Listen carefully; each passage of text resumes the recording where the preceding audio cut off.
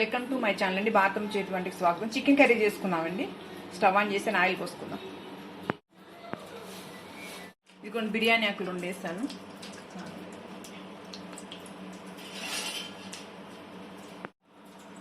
పుదీనా పచ్చిమిర్చి వేసుకున్నామండి.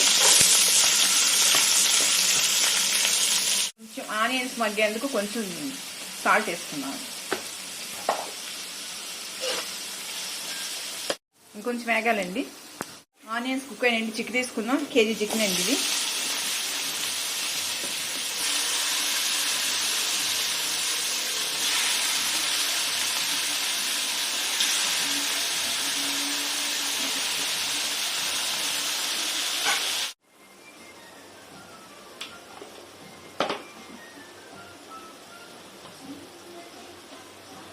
సాల్ట్ మీ టేస్ట్ తగ్గట్టు మీరు వేసుకోండి. ఎంత వేసుకుంటారు?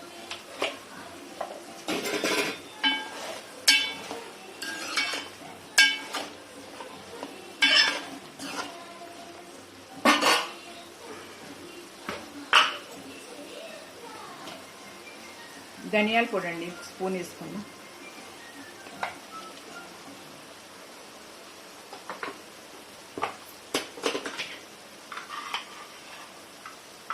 అర టేబుల్ స్పూన్ జీలకర్ర పౌడర్.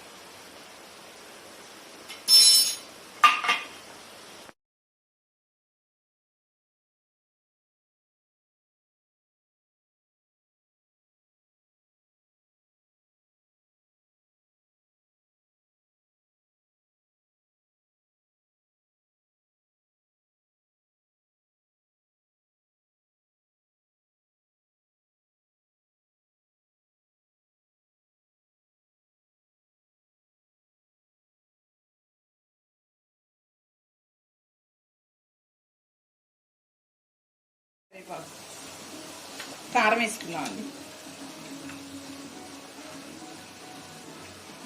వేరే కారం కూడా వేసుకున్నామండి. ఎండుమిర్చి చేపిచ్చేస్తాను, అది కూడా వేద్దాం, చూపిస్తాను.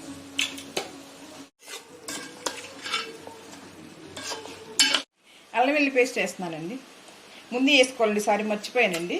ముందే వేసుకోవాలి కొంచెం సాల్ట్కి ముందే. ఇదిగోండి ఈ మిరపకాయని లైట్గా వేడి చేసి వేయించుకొని కొంచెం జీలకర్ర కొంచెం వెల్లుల్లిపాయ వేసి మిక్స్ చేసుకున్నామండి. ఈ కారం కూడా వేసుకున్నాం, చాలా టేస్ట్ ఉంటుంది.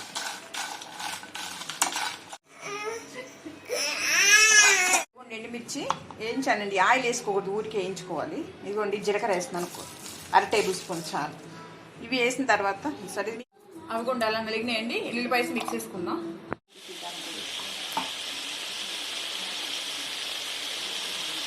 ఈ కారం కూడా ఒక టేబుల్ స్పూన్కి వేసుకున్నామండి. బాగుంటుంది. ఇంకా తక్కువ తినాలంటే తక్కువ వేసుకోవచ్చు, మీరు ఎక్కువ తినాలంటే స్పైసీ ఇంకొంచెం వేసుకోవచ్చు.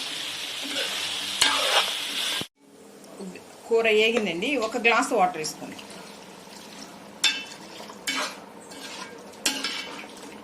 ఉడికినాక దగ్గరకు వచ్చాక ఆఫ్ చేసుకుందామండి. ఇంక కొత్తిమీర పుదీనాకు వేసుకొని ఏం మసాలాలు ఎక్కువ వద్దండి, చాలు. ఇది ఒక్క టేబుల్ స్పూన్కి ఎండు కొబ్బరి పౌడర్ అండి. కొంచెం ఎగిరినా కొత్తిమీర వేసుకొని దించేసుకున్నాం. కొంచెం ఎగిరా ఇది చికెన్ కర్రీ అయిపోయిందండి. ఫైనల్గా కొత్తిమీర వేసుకున్నాం, అయిపోయింది.